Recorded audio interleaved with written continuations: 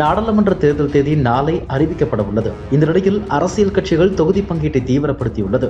ஆனால் தமிழகத்தில் அதிமுக இன்னும் கூட்டணியை இறுதி செய்யவில்லை. பாமகவின் முடிவிற்காக காத்துள்ளது. இந்த நிலையில் இந்தியா கூட்டணியில் அங்கம் வகிக்கும் அகில இந்திய ஃபார்வர்ட் பிளாக் தமிழகத்தில் அதிமுக கூட்டணியில் இணைந்துள்ளது. ஏற்கனவே எடப்பாடி பழனிசாமியை சந்தித்து ஃபார்வர்ட் பிளாக் மாநில பொதுச் செயலாளர் கதிரவன் சந்தித்து பேசியிருந்தார். இந்த நிலையில் இன்று தேசிய தலைவர் நரேன் சட்டர்ஜி, தேசிய பொதுச் செயலாளர் ஜி தேவராஜன் மற்றும் தேசிய துணைத் தலைவர் மற்றும் தமிழக பொதுச் செயலாளர் பி வி கதிரவன் ஆகியோர் மீண்டும் எடப்பாடி பழனிசாமியை சந்தித்து பேசினார்கள்.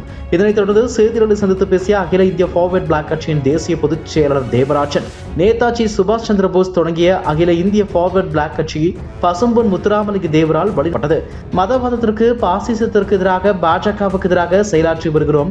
அதிமுக கூட்டணியில் ஒரு தொகுதியை கேட்டுள்ளோம். இன்று அதிமுக பொதுச் செயலாளர் எடப்பாடி பழனிசாமியை சந்தித்து இந்த தேர்தலில் அதிமுக கூட்டணியுடன் போட்டியிட விருப்பத்தை தெரிவித்தோம். தொடர்ந்து அதிமுக தொகுதி பங்கீட்டு குழுவையும் சந்தித்து பேசியுள்ளோம் என கூறினார். இதனைத் தொடர்ந்து அகில இந்திய ஃபார்வர்ட் பிளாக் கட்சியின் தமிழக பொதுச் செயலாளர் கதிரவன் பேசும்போது, தேனி அல்லது ராமநாதபுரம் தொகுதிகளை கேட்டு பேசியுள்ளோம். அதிமுக கூட்டணி இந்த முறை வெற்றி கூட்டணியாக இருக்கும்.